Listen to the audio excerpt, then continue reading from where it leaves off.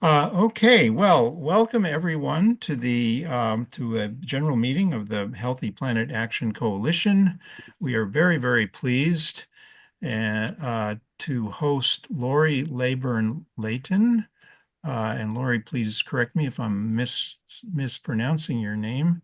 Laurie Laybourn is Executive Director of the Strategic Climate Risks Initiative, SCRI, a think-do tank that develops capabilities for securing a better world even as complex environmental-driven risks escalate. An award-winning researcher, Laurie holds fellowships at Chatham House, the University of Exeter, and the Institute for Public Policy Research. Laurie is also an advisor to the UK Climate Change Committee and Adelphi think tank, and sits on the boards of Carbon Tracker and the Economic Change Unit, an organization he founded. Previously, he led the UK Health Alliance on climate change and has worked at the LSE, Oxford University, and the UK Parliament. Laurie regularly writes for a range of publication and appears on TV and radio. And let me just say, before I turn this over to Laurie, that I was very happy to see that Laurie is also a heterodox economist, or at least has worked in that area, which I am as well. So we share that kind of critical perspective on mainstream economics. Okay, without further ado, I will turn it over to Laurie. And Laurie, please, feel free to share your slides and whatever as needed. Thank Thanks, you. Ron. And hi all. I will share some slides, which hopefully you can all now see. Ron asked me to give a talk that was similar to another one that I've given on tipping points, climate tipping points, and what they might mean strategically for efforts to handle the climate and energy crisis. And that's what I'm going to talk about this evening, UK time. And so what I'll do is I'll go through and give a bit of a background on tipping points for those who are not on top of the latest science, and then explore what I think are the deep strategic consequences of these for climate action now in 2026 as we head over the 1.5-degree limit. And then it would be great to have a bit of a chat about what I've gone through. So tipping points are, for those of you who are not on this, moments when changes in the climate system and nature, the wider Earth system, reach critical points and leads to abrupt, rapid, often irreversible change, like the Jenga tower that's collapsing here. There are many of them. My colleagues at the University of Exeter and further afield through the Global Tipping Points reports that came out in 2023 and 2025 have mapped a number of these across the world, which you can see here mapped visually. And they range from potential breakdowns in forests like the Amazon and boreal forests, and how they can reach points of no return, all the way through to ocean circulations. And it's those that I want to focus on now because I think they have particular strategic consequences and also are being well, there's more concern about these, I think, than many of those other tipping points, arguably, particularly in Europe and Northern Europe. So what you're seeing here is a visualization from NASA of the Atlantic Meridional Overturning Circulation, the AMOC or AMOC for short, which for our purposes acts largely as a conveyor belt drawing heat from the tropics northwards, releasing it there where you can see it sinking again. And then the colder water heads southward, as we're seeing here, back to the tropics, where it then picks up heat, rises to the surface, and then comes back northwards. This is, to put it crudely, one of the main reasons why the UK has vineyards at roughly the same latitude as Canada has polar bears. There's increasing concern that parts of this circulation, if not the whole thing, could pass a tipping point and then collapse. One area of particular concern is in what is called the North Atlantic subpolar gyre, which is illustrated on this image here. This is the part of the overall AMOC in the high North Atlantic that acts, again, to use a crude characterization, like the motor on a conveyor belt that's helping draw that conveyor belt along. and this is sited in the Labrador and Omega Seas, south of Greenland. And it is one of five tipping points that my colleagues at Exeter and beyond have identified at being particular concern of potentially collapsing in the not too distant future. Should we be looking at slides? Yeah, can Sorry. everyone see the slides that I'm showing? I do not. I can see them. Are other Yeah, people? we can see them. Okay, Okay. fine. I'm going to continue, and hopefully those who can't will be able to work that out. So, By the way, when could this happen? I'll talk about. sometimes there's an icon on the top of the window that you have to click to get to the slides to show instead of the people. It has to do with the user interface on the system. Okay, I'll see what I can do. Um, so I'll talk about what that could mean shortly. Let's talk about when that could happen. So this graph here is showing the average of the global temperature rise over a 20-year period since 2010. That is the red line, because of course, what we really care about when it comes to climate change is that longer term average that averages out the fluctuations that you can see there with the jagged blue line. Um, and you can see here that we're set to cross the 1.5 degree limit that was agreed back in 2016 sometime in the next couple of years, if not before. And the subpolar gyre, the best science available to us, says that if we're here right now in 2026, just under 1.5 degrees, the lowest estimate of when the subpolar gyre could collapse is at 1.1 degree centigrade of global heating. And the best estimate is that the collapse could occur at 1.8 degrees of global heating. So if you look at how that average is extrapolated forward, that puts the best estimate for the collapse to occur as we head into the second half of the 2030s. So what would then happen? Well, first, let me explore the mechanism by which I mean collapse. So unlike a Jenga tower, which collapses instantaneously, it would take some time for the collapse to play out here. So what would that look like? What's the sort of way of thinking about this? Well, let's just come up with a crude characterization of how disruption caused by climate change is evolving over time. And right now, with climate change that has hopefully not triggered the subpolar gyre collapse, that disruption is, of course, increasing. And that is the pre-collapse state. And hopefully that pre-collapse state will go on for a very long time. But within it, the stress to the subpolar gyre is growing. And then we could hypothetically reach a point where collapse has started, but we won't know exactly when that is because our sensing networks are not mature, sophisticated, extensive enough for there to be a for us to identify a trigger point such that we would have a red light coming on some hypothetical dashboard. So there will be this ambiguity about when the collapse process is playing out. What the science is telling us is that collapse process could be of the order of 10 years, or at the lower bound estimate, as short as 5 years. So of a parliamentary timescale, effectively of a presidential timescale as well, presidential term. So that process would play out. We wouldn't really be sure when it would occur, but what we would feel is that there would be this escalation in the disruption then resulting from climate change. And that would demand a process by which there was adaptation to those new conditions. That would be the post-collapse world. The Jenga tower has taken somewhere between 5-10 years or so to fall down. And then in the new world, the world in which the SPG Jenga tower has collapsed, there would have to be a process of adapting to that new world with all that it will bring. And I'll talk about what that looks like in a moment.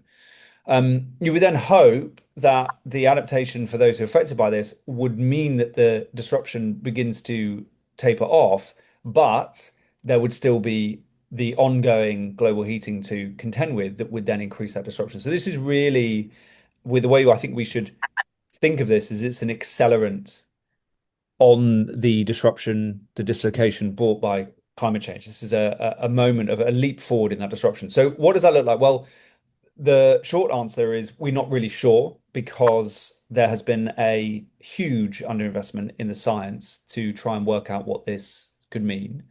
But in the scanty bits that we can pull together, we could probably say a heuristic is that alongside all of the growing shocks that we are increasingly aware of from climate change, like the extreme temperatures that are happening in Europe right now and have been in recent weeks, they will be joined by potential extremes at the colder end of the spectrum. So potentially events like this. This is the winter of 1962-63. This was the coldest winter, at least in the UK, since the 1700s. As you can see on the graph on the right-hand side, it was an extraordinary winter experienced across Europe and not just the UK itself. Um, I think this is a relative rule of thumb of the types of things that could be spat out in the post-collapse state, alongside summers like we are seeing in Europe right now that are pushing 40 degrees centigrade or above. To set this into perspective of the disruption that event in 1962-63 caused, this is an excess deaths graph for winter for the UK going back to the early 1950s. And you can see here, this is COVID-19. You can see the huge increase in excess deaths that occurred back then. This is the winter of 62-63. A different world, but a world that was shocked quite significantly by that event. It also led to the loss of, in some cases, upwards of 80 to 90% of some animal species, including in particular birds. And that, of course, was from a baseline of much larger populations back then compared to now. We've done some scratch modeling with the University of Exeter to try and understand what the impacts could be further afield. This here shows the reduction in growing season length for crops around the world. You can see that there's some disruption, particularly over Europe here, and the crop growing in Europe that could result from this kind of event. So this is a very disruptive, it could be potentially be a very disruptive event, and we need far more science to better understand this. Now that the science that has been done infers that we are closer to the point maybe of collapse. What the subpolygii does point to, though, is something that's even more concerning, which is that its collapse could be one of the events that precipitates a collapse of the full circulation of the entire Atlantic meridional overturning circulation. So the full conveyor that's drawing heat from the tropics northwards, as opposed to just this subpart of it. That collapse is many orders of magnitude, not just an order, many orders of magnitude greater a concern, I would say, than the collapse of the subpolygii, even though we have scanty evidence about what the SPG the collapse of it could mean. So here is some of the latest science out there on what the consequences could be. So one of them would be a supercharged version of the cooling extremes that are brought by SPG collapse. So with a full AMOC collapse, those winter extremes could become far, far more severe than what I just showed you. This gives you an idea. This shows you the increase in the coldest possible winter conditions compared to now. So London, the coldest possible under the current changing climate is a few degrees minus centigrade. In a post-AMOC collapse world, this modeling study said that, well, you could add another minus 16 degrees onto that, and some of the values for the higher North Atlantic are even more severe than what you're seeing here in places like Edinburgh. That's very asymmetric. Other places around the world are not really hit by that. So this is a huge shock to Europe, where it's basically moved into a climatic state in which effectively subpolar extremes become possible, hitting infrastructure that is just not adapted to handle those conditions. Another impact is on drying. There could be dry conditions. This is a modeling study done to look at what those drying conditions post a full AMOC collapse could do to the UK. Right now, this is where the UK does arable crop-based farming. The deeper the shade of yellow to brown that you see there is the higher fraction of crop growing that happens in those areas. This is then what the model showed would happen after an SPG collapse. So largely the eradication of an AMOC collapse, largely the eradication of crop growing across the British Isles as a result of mainly drying in this case, is what they looked at in this model.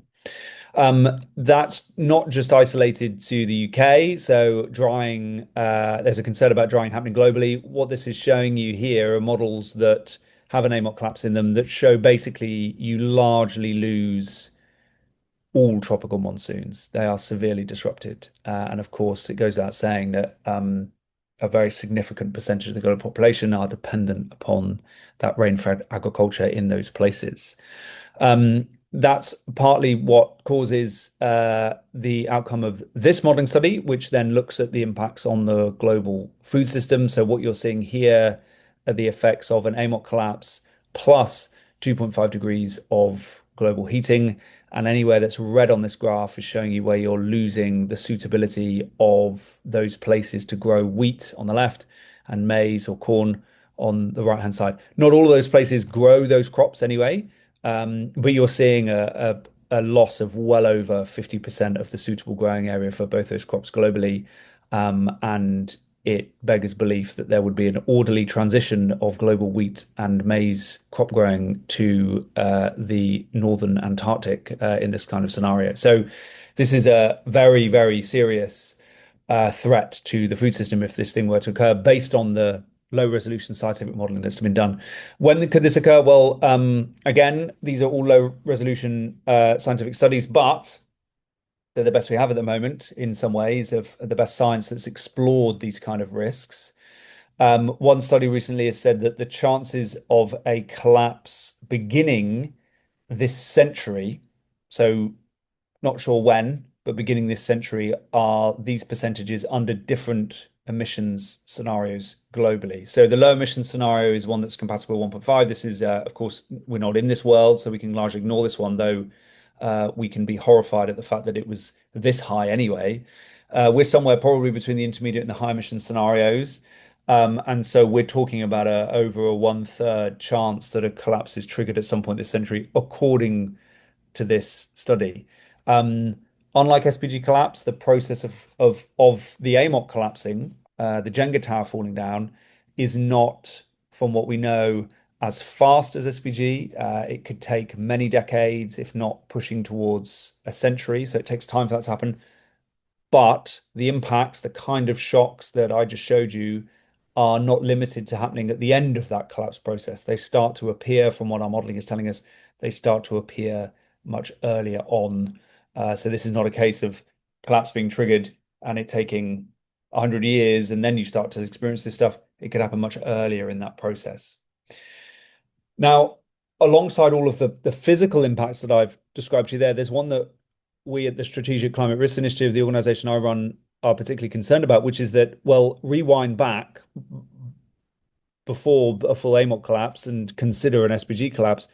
This event could be so disruptive that it gets in the way of efforts to stop this domino effect. And this is something we call derailment risk. So as the consequences of climate change worsen, and an acute version of that could be the disruption caused by an SPG collapse, they will destabilize societies and arrest people's attention because we will have to deal with those symptoms of climate change. But that could get in the way of then delivering the decarbonization and other efforts that are needed to tackle, to stop worse things down the line. So that's our particular concern with this scenario, is that you could see an SPG collapse. It would be very disruptive. At exactly that moment, the world would have to bandy together to avoid a much worse outcome. But at exactly that moment, the world could be distracted by the destabilizing effects of this SPG collapse. And I think that's a sort of a meta risk that pops out as a result of this. So in summary, the latest science is telling us basically that, well, previously that science looked a little bit like this normal distribution here, this blue line. And basically the science clustered in the middle and said, look, the AMOC is weakening. That we feel pretty sure about. It will weaken as we head through the century. But we're not really sure, and we don't really think that some of these more extreme things that could happen over this end of the distribution are the case. What has happened recently is that the latest science has changed this distribution of evidence and the tails have started to become fat. We've started to identify that there is actually more risk existing over here than we thought. That's what this latest science is telling us. The science, of course, is not settled. No science is, but there is this worrying movement in the distribution of what the science is beginning to tell us. So what are the implications of all of this? Well, I'm sat in the UK right now.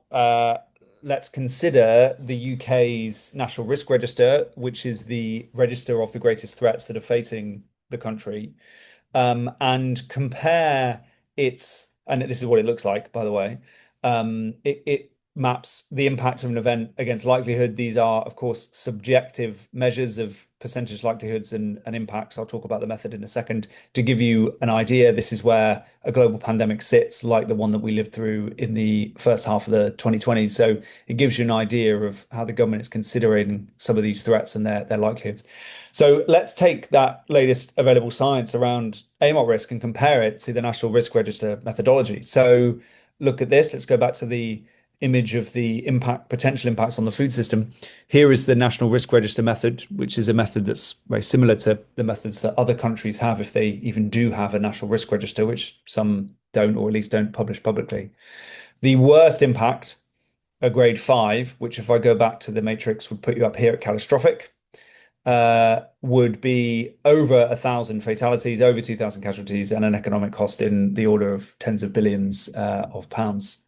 In this case, I think that we could say that if AMOT collapse happened and this stuff were to occur, it would definitely be a grade 5. Then let's think about likelihood. So again, this is the outcome from that study that I talked about earlier. Very low resolution science, sure, but any probability being placed on a highly uncertain event is very hard to do.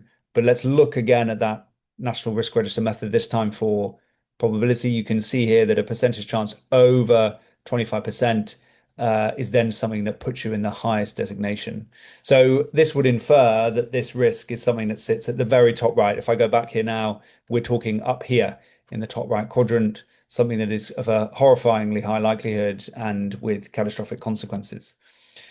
Yet this doesn't sit in the National Risk Register for a number of reasons I'll go into in a second. In fact, if we look at the methods that are being used by some of the key agencies around governments, again, I'll run with the UK case study as an example here, but this is relevant for all other settings. We can see that routine assessments of climate change don't include any of these possibilities as a matter of course. So what you're seeing here is a graph from the official macroeconomic advisors to the UK government, which is looking at the impacts on GDP over the course of most of the rest of the century from climate change. And you can see that in a 3-degree scenario, we're getting to about 5% GDP loss. Under their own admission, this does not account for scenarios like tipping points. And here the collapse of the Gulf Stream is what they probably mean there is AMOT collapse, because often people misconstrue the AMOT for the Gulf Stream, which is a related but slightly different component of the overall circulation. So these are not included, and the failure to include these highly uncertain scenarios has been pointed out for a number of institutions by the University of Exeter, our key science partners, by the UK's official professional body for the actuarial profession, by us and Chatham House as well at SCRI here, and by others, including a major comment piece in the Nature Science Journal recently. But some are beginning to take this seriously, including Iceland, that has deemed possible AMOT collapse as a national security concern, which happened at the end of last year. So why is it that apart from Iceland and others who are paying attention to this behind the scenes, that we aren't taking heed of these scenarios, that we aren't taking them more seriously? Well, one of the answers to that is that they are very new and outlandish, and we yet to get our heads around them. But there are some deeper, more structural issues. And I'm going to go through a few now before then finishing with an idea of how to actually handle these highly uncertain and highly threatening possibilities. So one barrier is conceptual. And this goes back to the very beginning of how we do climate risk assessment, where it came from, the methods that are used. And there's what I call the kind of original sin of climate risk assessment, which is that when climate change came along as a major routine concern, even for particularly governments, but other institutions, private companies, and so on, they weren't used to it. They were used to other things. They were used to state conflict, to terrorism, even to pandemics. And so there was a professional and institutional memory for those threats, whereas the climate change there wasn't, at least global scale climate change, as we're seeing and understanding it now. And so they reached for the people that you obviously would reach for, and you were right to reach for, which is climate scientists. And that was absolutely the right thing to do. But what was less in people's minds was the cultural tension that then resulted from working directly with climate scientists to do climate risk assessment. And basically, there is a different definition for conservative risk assessment. If you are a climate scientist, you are worried about over-including. You don't want to be absolutely sure that something is going to happen. Where if you're a risk assessor, you are obsessed with over-including. You want to make sure you include everything, even if it's seen as outlandish or highly unlikely. And that is the definition of conservative risk assessment that is used routinely for threat assessment, but it is the opposite definition of conservative risk assessment that is used in the physical sciences. To be conservative is to under-include. For a risk assessor to be conservative is to over-include. And a good example to illustrate this is in aviation, where one of the most dangerous moments for a pilot is if the engines are to fail on a jetliner at this moment here. And that, from what I understand, because the aviation industry has lots of data on everything, is something that happens in one every 100,000 flying hours. So not really something you'd expect to experience in your flying career, but something that's obsessively exercised. And to include this might feel like over-including, but it is prudent risk assessment. So this cultural tension has been around since day one and means that there is an under-inclusion of certain threats. That is not the fault of climate scientists. Their superpower is that they take uncertainty very seriously. It's the reason why we have, for example, efficacious drugs. It's because we don't want to say we're sure about something until we're absolutely sure. But it's different for what's needed for risk assessment. And what that means is that for tipping points specifically, they have often been mischaracterized as high impact, low likelihood events or HIL events. But they've always only ever been high impact, high uncertainty events. And often this, the high impact, low likelihood, is misconstrued as high impact, no likelihood by people who are in a decision-making context. Whereas actually, high impact, high uncertainty events introduce a much different thing. That uncertainty is not our friend. It means that some of the worst case scenarios cannot be ruled out. And maybe it's because we're in this trouble because HIL sounds much better as an acronym than HIHU. But this is something that increasingly institutionally people are facing up to. This is from an official assessment of the UK's national security assessment process, which points out the likelihood should not be the main driver for prioritization of risks, that you shouldn't have or shouldn't primarily use to make decisions a impact versus likelihood matrix like I showed you just now. The level of preparedness, the level of impact, in fact, should be what we should be taking into mind. And that definitely is the case for tipping points that will always be uncertain. In fact, this is the case for climate change generally, because there will always be high uncertainties, and it is the impact side of that you've got to pay attention to. Now, this is increasingly being paid attention to by key institutions. I'm going to keep running with the UK case study here, where actually there's a lot of forward-thinking work. So this is from a recent advisory note from a part of the Bank of England, from the UK Central Bank, that has said, yeah, these risks are not included, but they've got to be now. And you can see here from that advisory, firms, financial firms, should be aware of the limitations of the assessments they use, limitations that exist beyond the financial context, which don't capture these things, and they need to be captured. So there's increasing institutional awareness that there is a blind spot here, which is good. So that conceptual shift is starting to change, but we still have big institutional challenges. There are many of them. There is no one department that you could point to that you could say owns AMOC collapse. That's the case for any government. And indeed, the government processes for handling major threats themselves are major routine threats, ones that are well understood, are very confused and not systematic. An example here, this is a map of the pandemic preparedness and response structures in the UK pre-COVID, which shows you how messy and disorganized and these processes are for threats that we know very well.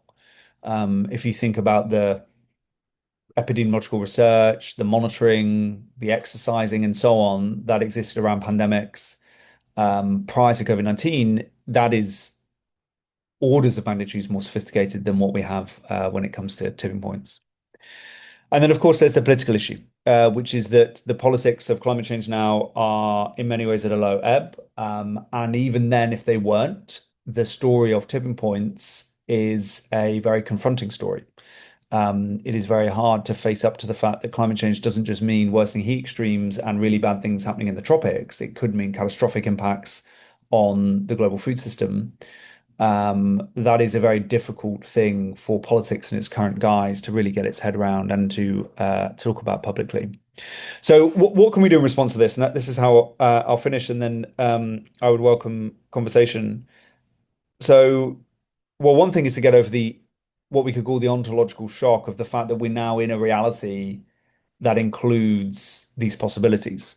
However uncertain they are, our reality does include these possibilities.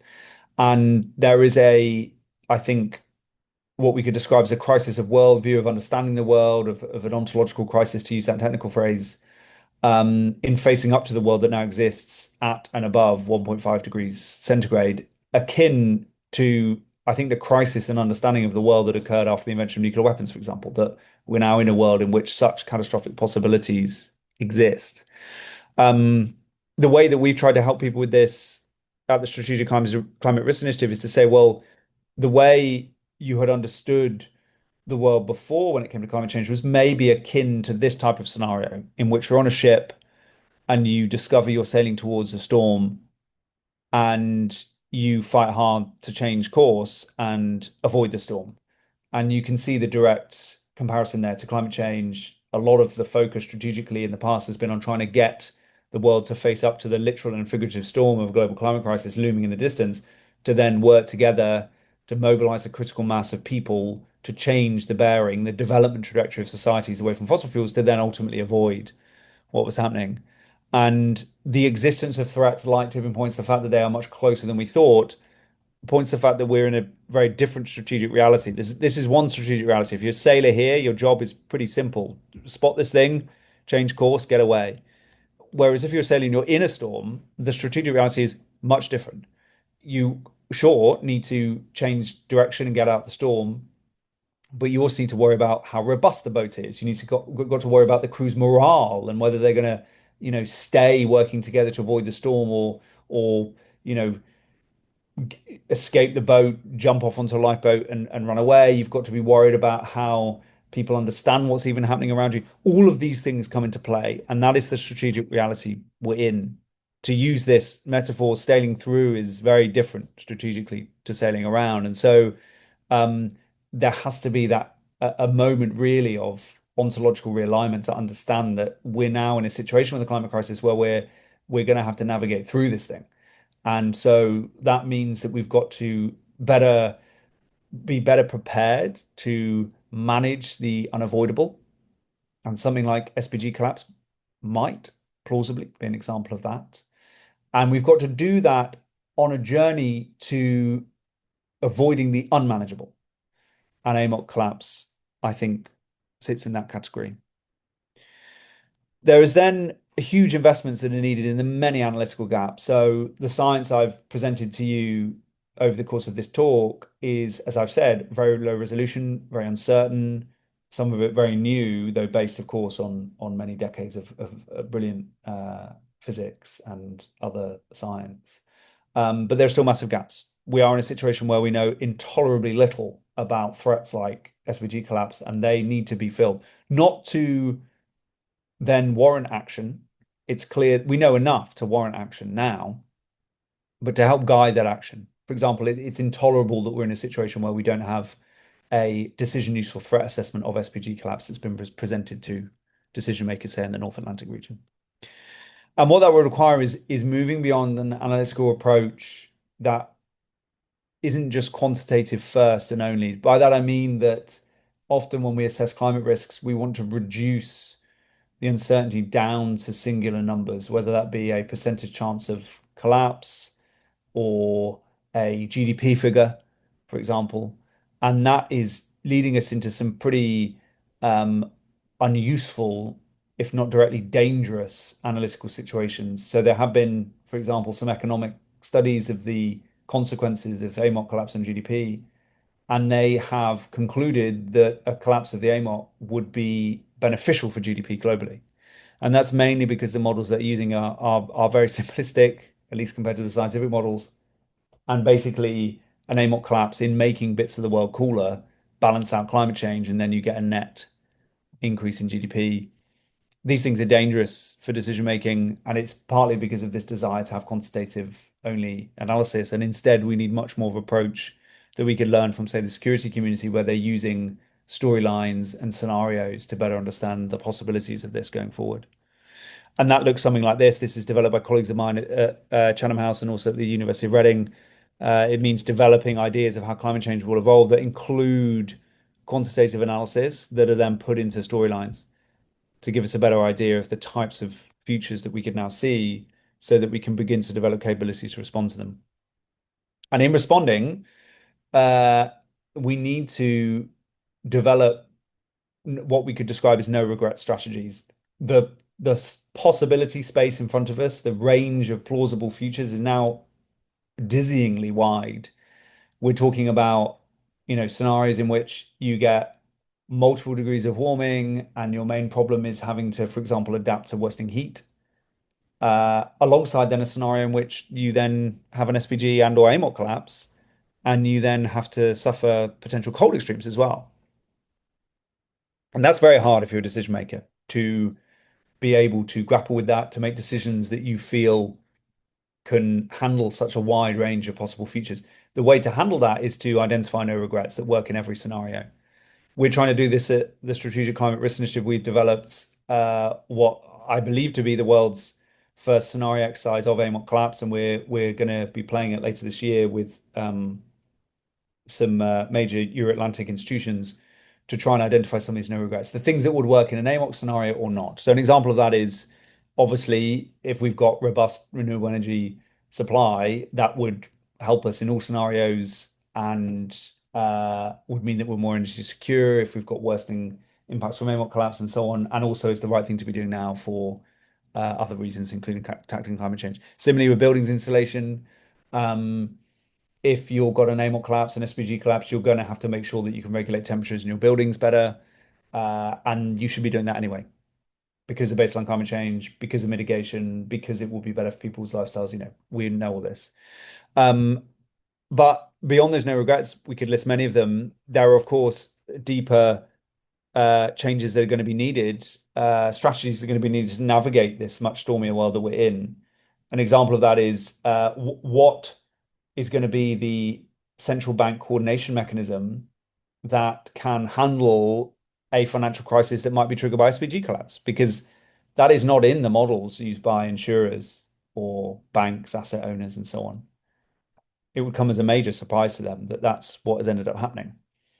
That might be a plausible route to what economists describe as a climate Minsky moment, the moment in which there could be a major correction in financial markets because basically people in financial firms say, hang on a minute, we're not sure what anything is worth anymore.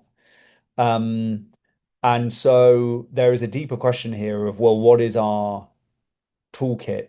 What is our strategy for sailing in a storm that includes the possibility of things like tipping points? And my example there of what the central bank coordination mechanism for a massive global climate-driven financial crisis is just one of a whole range of examples of things that go beyond our usual way of thinking about climate change and how we can respond to these things.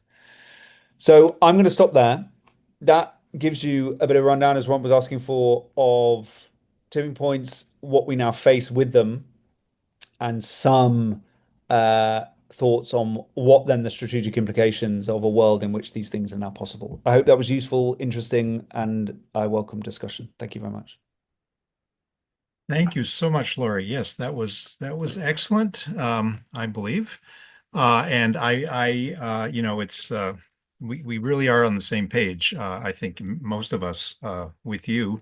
Let me just, before I turn it over for questions, I forgot to say a quick blurb. The Healthy Planet Action Coalition is in fact a global group of scientists, social scientists, natural scientists, policy activists, and others who are very, very concerned about precisely what Laurie is talking about, the and the need for action on that, the need for a response, the need to prepare and try and do something about it.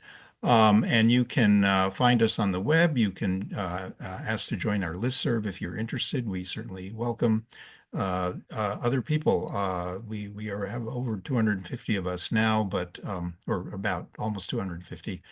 And we have produced papers and obviously videos and all kinds of things to try and do something about this problem, and these hats as well. Mike just reminded me I'm wearing one too. For a small donation, we will send you one of these hats. It says "Make Earth Cool Again." Okay, let me open it up now for questions. I think Mike, you're first on the list here. Mike is, by the way, our senior climate scientist for HPAC, and really a centrally important person in our steering circle.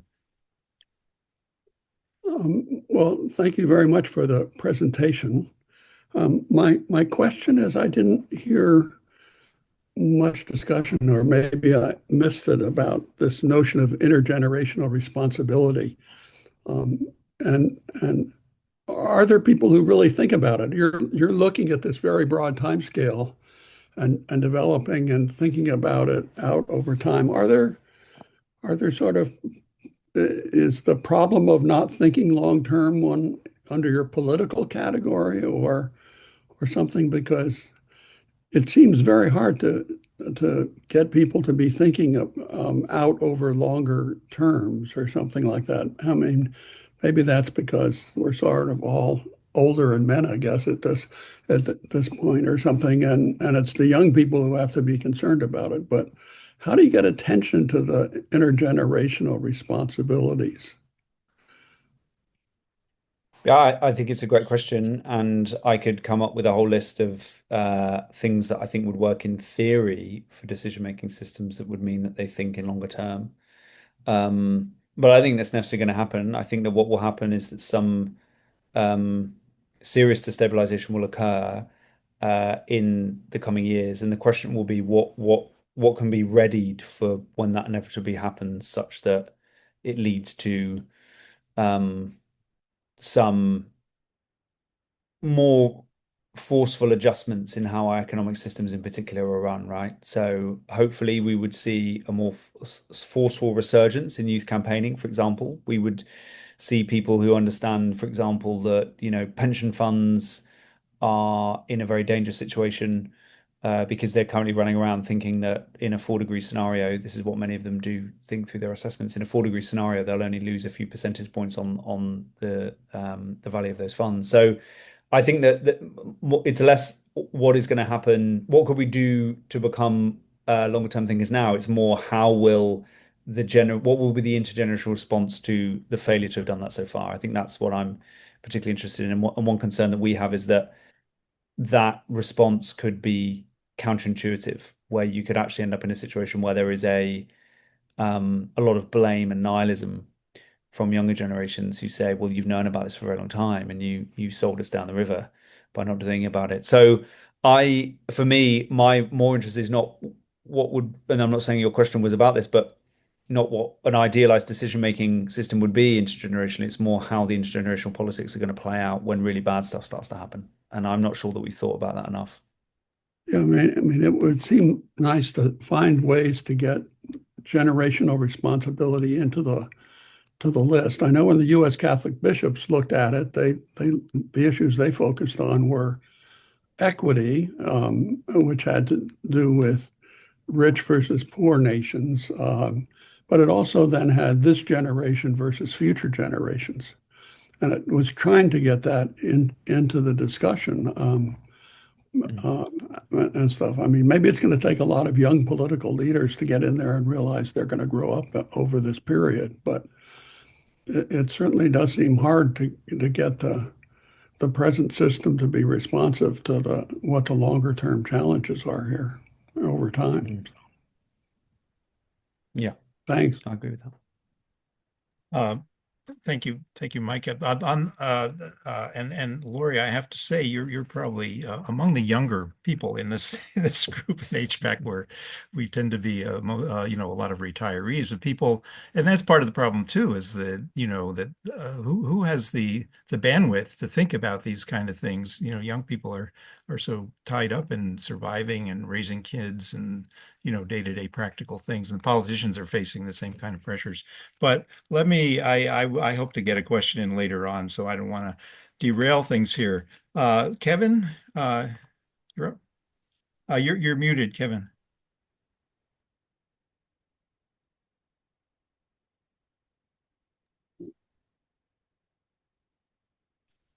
Yeah. Thanks, Ron. In some ways, I think my question kind of reflects a little bit to what you said. But I think I'd like to start off by first thanking Laurie for the work he's done.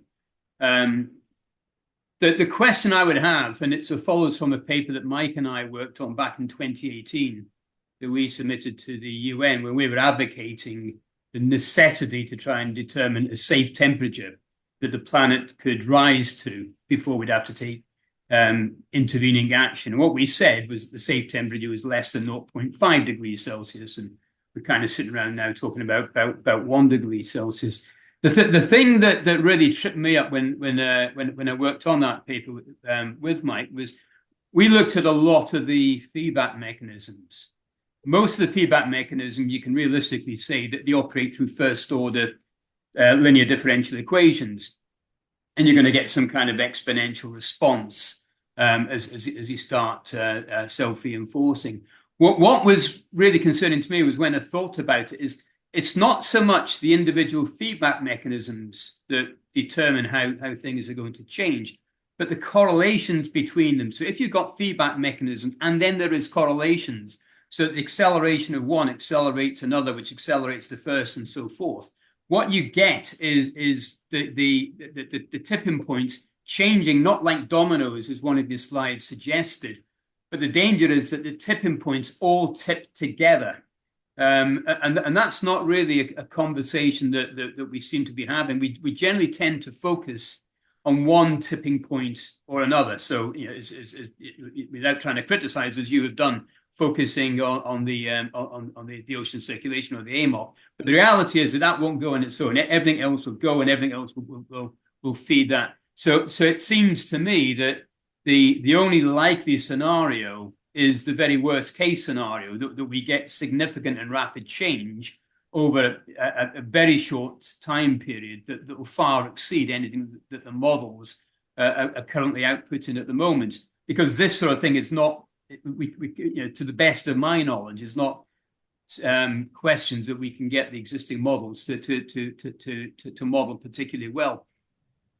So when it then comes to thinking, well, how do we tackle this? Well, we have to start really thinking much more profoundly, in my view, about some of the issues that Ron has talked about. For example, that this will hit so hard and so fast that nobody will be able to think how to respond to these crises. The idea of trying to introduce solar radiation management, for example, will be incredibly difficult when everything is collapsing around us.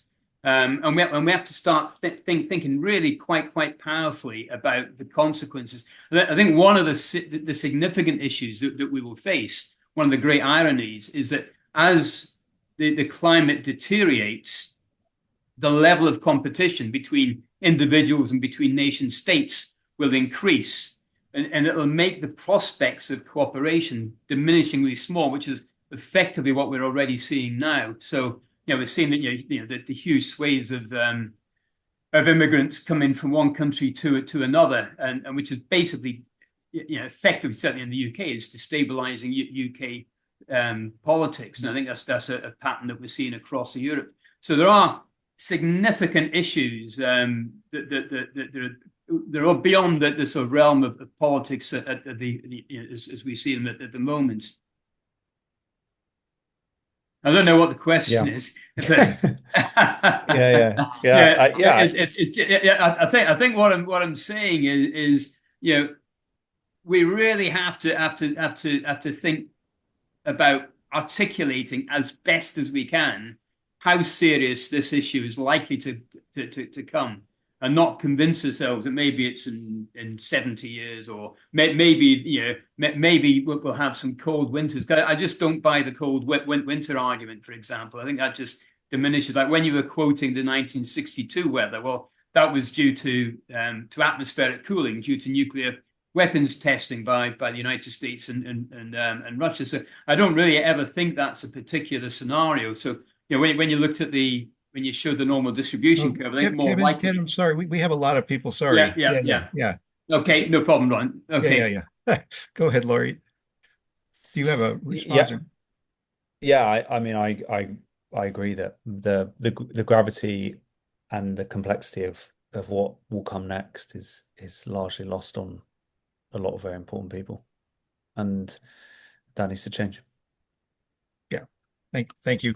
We really try and focus on questions and kind of move along, because we often have many speakers and questions and not enough time to get to all of them.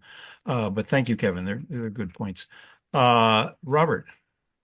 Thanks, Laurie. I think placing climate change into a security context is really vital, and so that's something that's quite contested. But what I'm really surprised about in your presentation is that you didn't really engage with what we can do about it. So you had a bit of stuff about the implications of different emission scenarios, but like really the two levers that we've got are the carbon lever and the albedo lever. And you didn't talk about albedo and the potential to restore planetary reflectivity as a way of removing heat from the system. And so what do you think about that? I think that that's something we should definitely explore in the toolkit that we now need in to use my analogy, our navigational strategy. And that needs to be researched and explored, and the governance of it needs to be explored in particular. It's already becoming an object potentially of geopolitical contestation in the new, Cold War, whatever, that's beginning to develop between great powers. But yeah, I think that might play a tactical role in what comes next if we're talking here about solar geoengineering. Yes. My deeper question is, alongside that, what else do we need in that toolkit? Because I think that that's now increasingly being focused on, funded, studied. There should be more of those things. But there is I think a growing risk that what we could describe there as to mix metaphors here, that the kind of hardware of what our strategy now has to be, the technologies that will help us. We also need to pay attention to the software as well. So an example of that is my hypothetical scenario in which we have a climate-driven financial crisis globally, the first to use that economist phrase, climate Minsky moment, named after Hyman Minsky, who studied financial panics. In that moment, the crucial thing that we will need is not necessarily an albedo intervention, but is an intervention to restore confidence in those financial markets, because those financial markets themselves are what we call provisioning systems, right? To be able to move finance around, that actually means that we can do physical activity. And in that moment, I am not sure whether, say, a solar radiation modification intervention would actually be the mechanism that would calm those financial markets. It might be, but let's imagine a scenario in which it was 100% efficacious, where you could say, look, our SRM intervention is 100% physically efficacious. It does what it says on the tin. It might not be socioeconomically efficacious, because it might not be the thing that calms those financial markets. You could imagine a plausible scenario in which those financial actors say, hang on a minute, what are you suggesting here? This is the first time we've heard about this. That's not actually what we're panicked about, and so on. And so what I'm basically saying is, yeah, we should explore those things in the context of the full picture of a toolkit that we will now need, because we're in a possibility space of catastrophic things happening. So I guess what I'm doing is agreeing and expanding on the point that you made. So to follow up, the issue is how we take a precautionary approach, and whether cooling serves as a precautionary approach. That's exactly the sort of economic collapse scenario that you're describing is something that we can avoid by cooling in advance. Yeah, I mean, I think that the lead times, I think those kind of scenarios could happen before and alongside various cooling scenarios. I think panics in financial markets will only be partly mediated by, say, temperature and other things, right? So let's say you had let's say you had, I think we're probably talking here about stratospheric aerosol injection technologies. Let's say you had that ready now, you deployed it now, and you reduce global temperatures by a certain amount now. Some things could still slip through the net and could happen in that context that could still lead to a financial panic type scenario. So that physical intervention might not be enough to handle what here is a socioeconomic risk stimulated by a biophysical risk, if that makes sense. So what I'm basically saying is I think we're past the threshold in which that is that's the only tool that we're going to have to weigh more tools than that. Well, it's necessary but not sufficient, and if it's an overall risk reduction contribution, then it's something that we should be applying. And I think a lot of people agree with you, and a lot of people are doing that work now. And I think that over the next year, we will see a quite significant increase in that. I think that it's plausible that over the next year, particularly with El Nino and the global temperature rise boost that gives, that there will be a quite significant increase in particularly philanthropic funding, I think, into this. Thank you. Thanks. Thank you. Let's move on here. Arya is up next.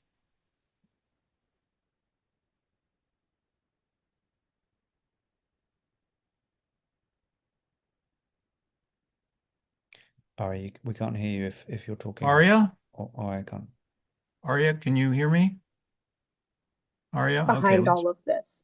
Oh, Can go you hear ahead. me? Arya, we missed the earlier part. You were Okay, muted. sorry. Go ahead. Yeah, so you were talking about the storytelling.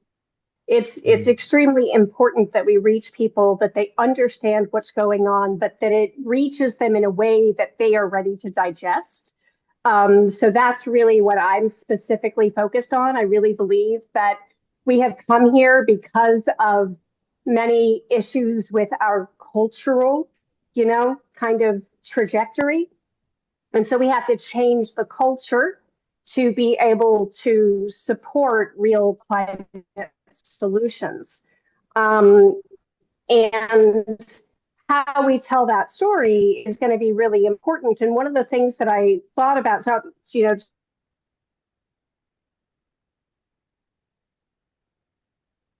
Arya, you're breaking up. I can't hear you. No. Can other people hear Arya? Okay. is facing us.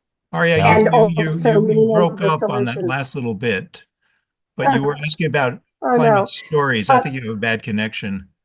But yes, I'm going to move a little closer to my signal, so hopefully you can hear me a little better, because there are some points I'd love to be able to make. One of them is that one of the things I've thought about quite a bit is that many of the solutions that really lean into resilience and adaptation are also climate solutions. And so if we really focus on telling people how they can shore up and protect themselves through various resilience and adaptation strategies, and really focus on those ones that are solutions, I think that would be a really effective way to amplify, leaning into those solutions and moving them forward at a much greater speed. And it also helps people to envision a way out of this trajectory that we have created. And so it's such a delicate balance when it comes to understanding the heaviness. And, you really spoke to this very well in terms of people's ability to grapple with these big, huge, overwhelming issues that no one really wants to have to face. So if we lean into ways people can make themselves, with home gardens, regenerative agriculture, cool roofs, even that save 20% on electricity while also helping their homes stay cooler. There's just so, anyways, I wanted to add that as feedback. And I'm curious, when you said that you were leaning into storytelling, what your group is actually doing in terms of that. Do you have some people who are really helping in terms of the campaigns? Okay, thank you, Aria. Laurie, go ahead. So yeah, and sorry, Ari, that we've lost you again there. So yeah, I strongly agree with what you're saying, and one of our big focuses on how we can ensure that there is that co-benefit between mitigation and adaptation, to use that language. And we believe that what happens next is a big political battle, fundamentally over who can credibly stake claim to protecting people. And so what needs to happen is that the actions that we need to help protect people in the moment are also the actions that will help protect them over the longer term. That's mitigation, but also politically, those things are believable. And we don't think that that has necessarily been worked out, that no one has really done the kind of analysis that's needed to inform policy where you mark potential interventions against how they will actually protect people, whether that will be co-beneficial to mitigation at the same time, and whether it will be politically sellable at the same time. And those three things might not necessarily be compatible with each other. And that's something that I strongly agree with what you're saying there. And then on storytelling, so for what it's worth, that yeah, the Strategic Climate Risk Initiative has made a modest contribution by producing a podcast documentary called Overshoot, which got into the top 2% of podcasts globally last year on Spotify. You can have a listen to that at overshootpod.com, which is rich with storytelling about the consequences of going over 1.5 degrees and what we do next. We also ran a training program for people in the creative arts, so novelists, screenwriters, and so on, to help train them up on climate risk and to work with them to develop storytelling that tackles this derailment risk I was talking about earlier, where the worsening consequence of climate change could actually counterintuitively end up undermining climate action because we become so overwhelmed and distracted. So it's somewhere that we're playing in a little bit, and we're of course always open to learn from others who are doing that. That's wonderful to hear. I'd be really interested in learning more about that. And I'm curious, I assume you're probably familiar with the Hollywood Climate Summit then, and the work that Yay Impact is doing, and you're working with them on some of this? We're not working with them, but aware of some of that, yeah. And we have some fantastic people who went through that scheme, one of whom works with Adam McKay, and actually has ended up doing a fantastic project where they are communicating to people about climate risk through pornography, which has been really interesting. We're not directly involved in that, but it's an amazing sort of mechanism for some storytelling that's a little bit different, and very interestingly, through that work, there the person that's leading it has an OnlyFans account that is not is explicit. It sort of lures people in and then talks about climate risk, and it ends up becoming a therapy session where this woman is basically talking to older men about how they're really anxious about climate change and about climate Wow. threat, which is really interesting. And so, yeah, so we're sort of connecting to some of these sort of frontier ways of doing some of the communication. That's fascinating. I'd love to follow up with you. Oh, Yeah, if you go to scri.org.uk and you can see more of our work. awesome. Thank you. Thank you. Thanks, Aria. Thank you, Aria. Yeah. John, you're muted, John. Hello. Yeah. I've been studying the Arctic with the top climate advisor the top expert on Arctic sea ice, Peter Wadhams, and we've come to the conclusion that the Arctic is warming so rapidly that we'd require a heck of a lot of cooling intervention, very powerful cooling intervention to stop the meltdown. And it's this meltdown that's and the ever increasing temperature in the Arctic, which is driving the tipping points there. So it's absolutely necessary to apply this cooling if we're going to give our future generations a decent planet. Absolutely essential. And so we've done the calculation to see what the kind of urgency. What we've discovered is that the heating is so intense in the Arctic that the only response that's possible is with the most intense cooling that we can produce, which is from stratospheric aerosol injection. We can't be 100% sure that will work, and the situation is getting worse by the day. So the urgency for deployment of SAI by this logic could not be more urgent. Unfortunately, the advisors that the government seemed to listen to all say that SRM is too risky and SAI particularly risky. There's absolutely no grounds for that. The research suggests that SAI could be applied quite safely to refreeze the Arctic. So it's completely a political block that we have. It's the scientists and the body of scientific opinion that is against SRM, which is standing in the way of a solution which has a good chance of producing stopping the tipping elements in their tracks and together with global cooling can return the planet to a healthy state. So how do you think Yes. we can address this blockage from the pundits? Middle of something. I'm in the middle of something. Oh, Jane, can you mute, please? Okay, John, are you that is your question, I assume? Yeah. Thank you. Laurie?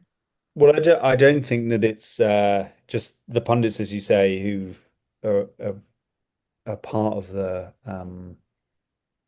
set of reasons why we've not developed and have executed SAI yet. As I said earlier, like this is a potentially premier geopolitical issue in a world of growing contestation between great powers, in which the movements of fleets of planes is of serious interest on a day-to-day basis between countries. This is really vexed stuff. Even if we were absolutely sure, even if the error bars were tight on the science, which they're not, of course, at least the science I've seen, then it would still be a massively vexatious geopolitical issue. We cannot wave a wand and get rid of that, unfortunately. And so what that means in practice is that as money goes into continued research, which I think is inevitable, there has got to be more of that money into work on, say, diplomatic dialogue and engagement between particularly those countries that are nearly at each other's throats. That needs to happen anyway, but particularly on this issue. And there's a bit of a blind spot, I think, sometimes in focusing on some of these issues, because you could have the planes, you could have the modeling that tells you that everything is safe. Or let's say all of that did happen, you would still have things like geopolitics, and that's very serious. And unfortunately, we live in a world where those are fundamental. And so, what I'm saying is that there needs to be a greater focus on that as well. If people are very interested in the technology and the biophysics of these things, they've got to be interested in the diplomacy of them as well, which hopefully you guys are.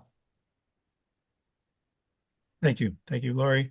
Tom? Yeah, thanks, Laurie. That was an excellent presentation. I was interested in the SPG collapse, and in particular linking to the cold blob in the Atlantic, because we're getting more and more evidence that the cold blob is one of the reasons for the string of heat waves that you and I have been suffering in Europe, but also changes in rainfall patterns across India. And I was just wondering, sort of, to what extent you think SPG is weakening is contributing towards the cold blob, or whether that's a general AMOT weakening. I think so. Thanks for the question, Tom. And this is less. We work with scientists on this. I'm not necessarily the scientist myself, but my understanding from what they are telling me is that it's more to do with a general AMOT weakening, and therefore the lack of that movement of heat northwards, a slowing down of that.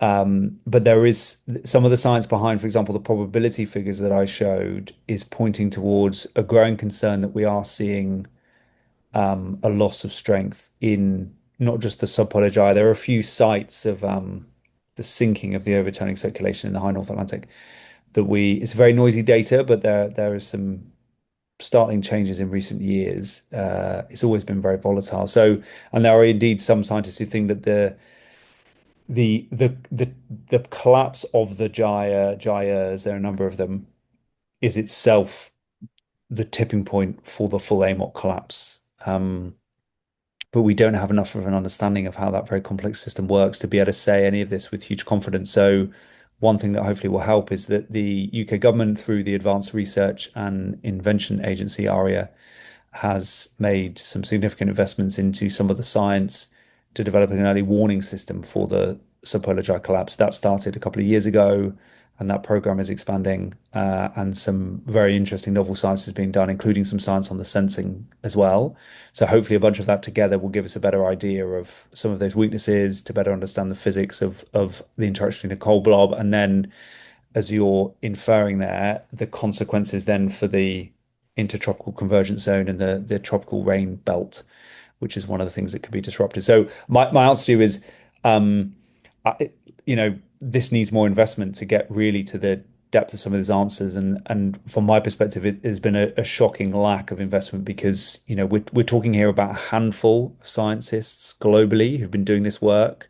They've been doing it because they're interested in it and worried about it. Even funding of the order of hundreds of thousands of pounds, euros, dollars would make a massive difference to something that could be strategically critical, particularly for countries in the high North Atlantic. Yeah, I think you're right. The discrepancy in funding between these sort of totally vital things that we need to understand, and some of the funding that goes into other R&D areas, which equally, fair. We need more safe airplanes, and we need better drugs and everything else. But maybe some leveling of the playing field would be helpful.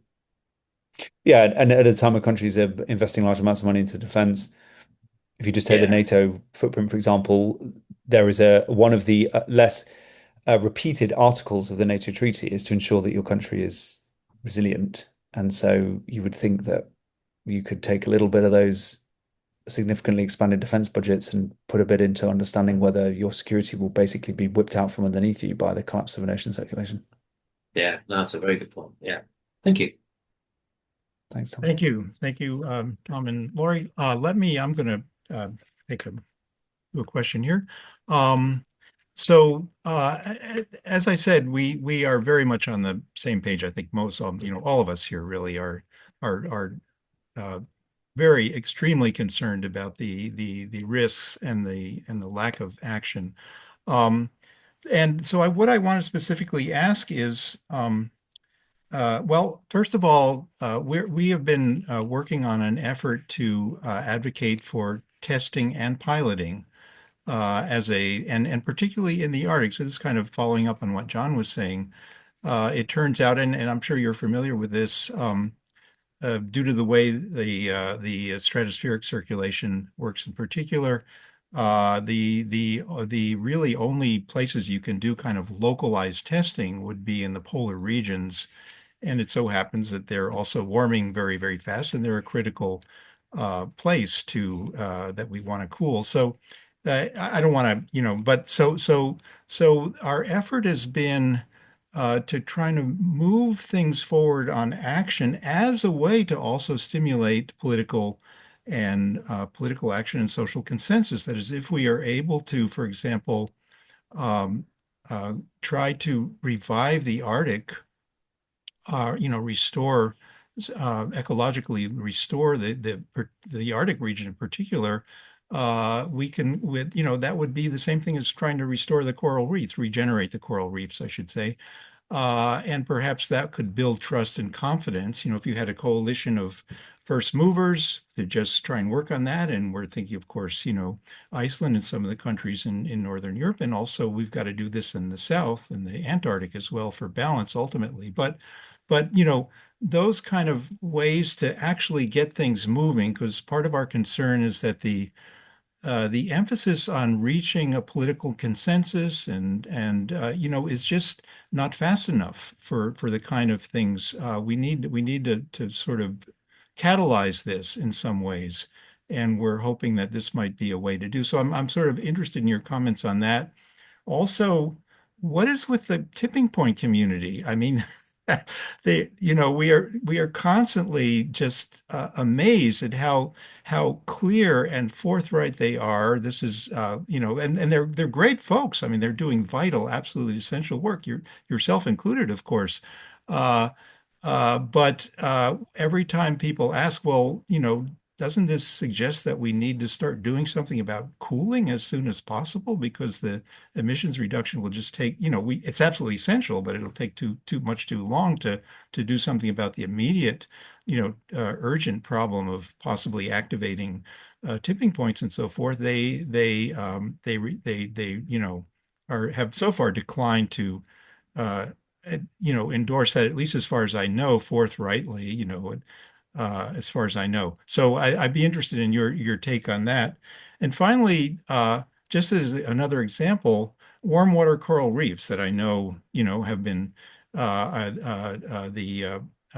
the cooling folks have said that 10 to 15 years they're going to be gone. The tipping is already well underway. Uh, and there's a simple, one of the things you could do to help that is to try and start recooling the oceans again, restart fossil fuels in the high seas, to sort of reverse IMO regulations, basically, as a temporary measure, just until you can get other more benign ways to do that started.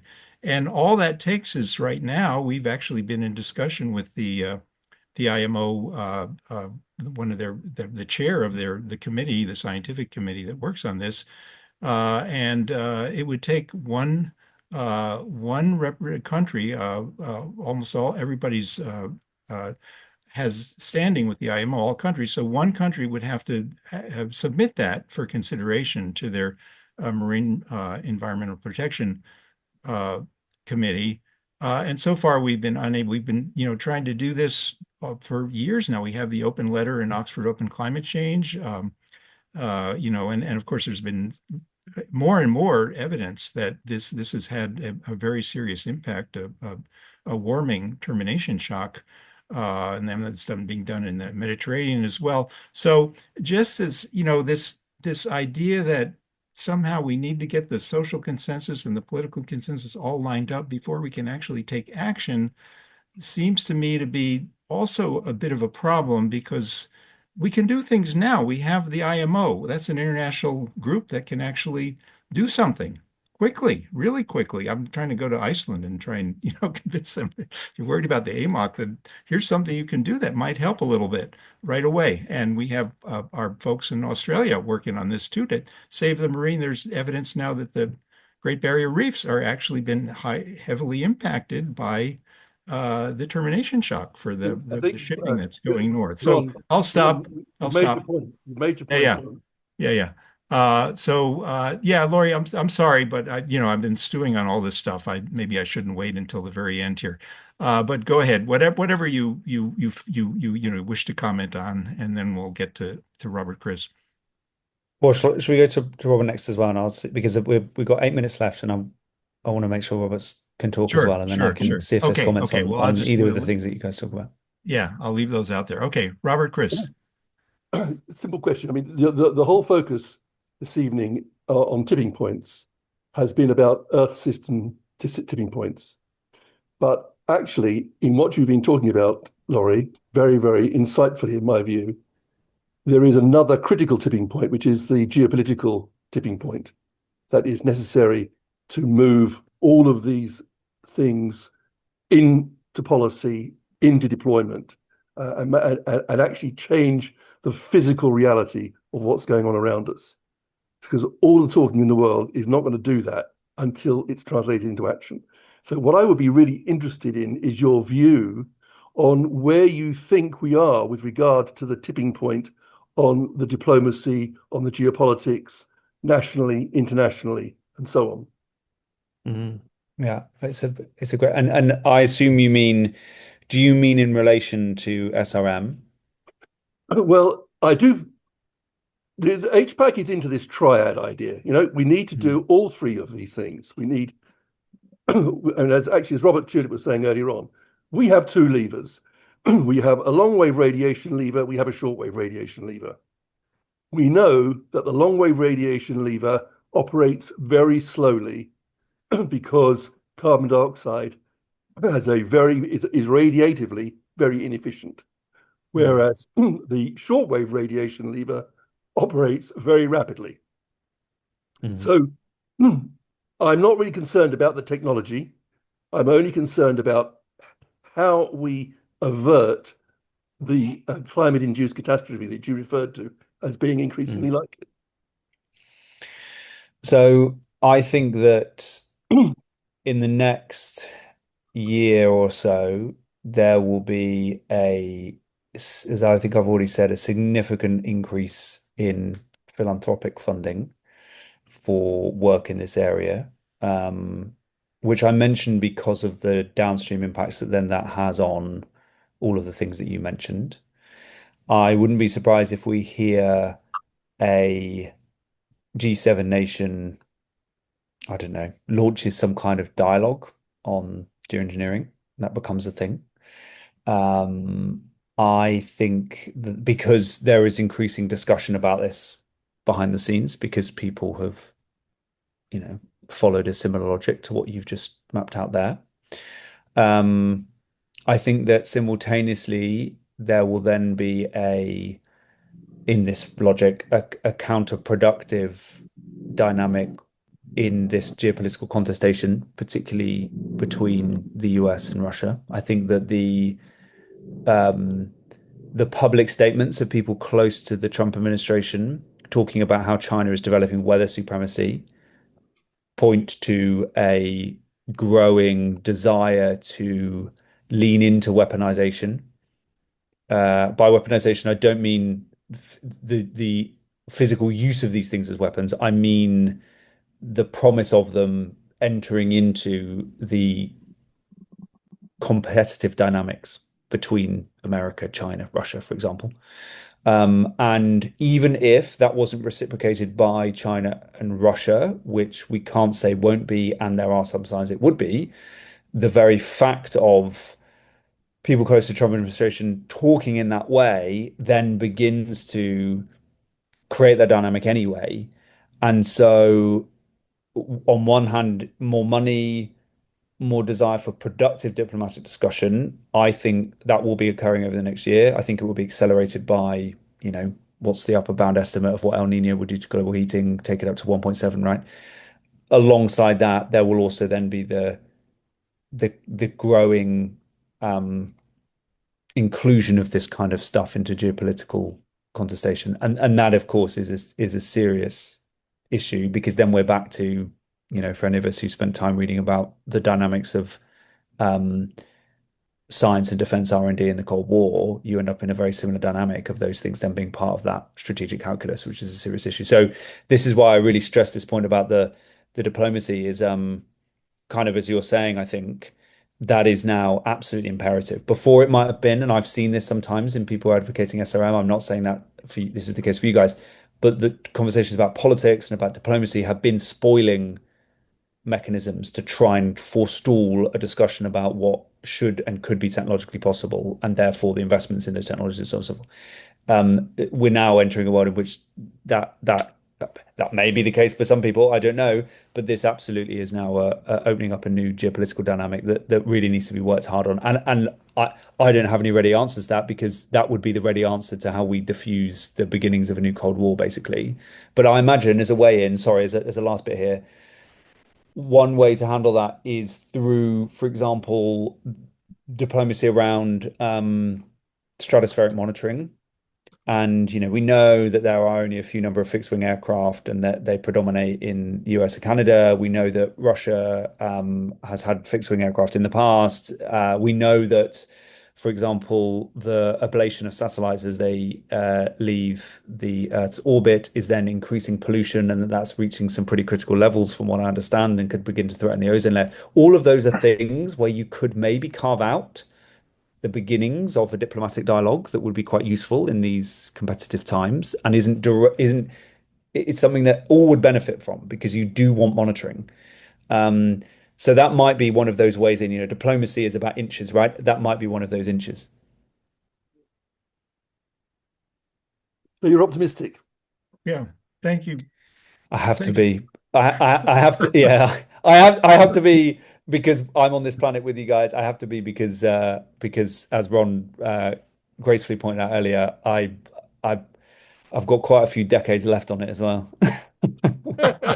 Laurie's doing parenting here. He's got to do with childcare. Yeah, well, on that point, I'm going to say I haven't got quite a few decades left, and I'm not optimistic. Yeah. Well, which is fair enough. Thank you very much, Laurie. That was a very good note to end on, because that is, of course, one of the one of the thoughts is that geopolitical contest might drive this if altruism isn't enough. We're humans after all. But whatever it takes, we certainly all agree that something's got to be done. Absolutely essential. So thank you very much for an excellent presentation. And we will continue to work as hard as we can on this. I think all of us. Thanks, Ron. Thanks all. Thanks for questions and discussion, and you all take care. Thank you. Thank you.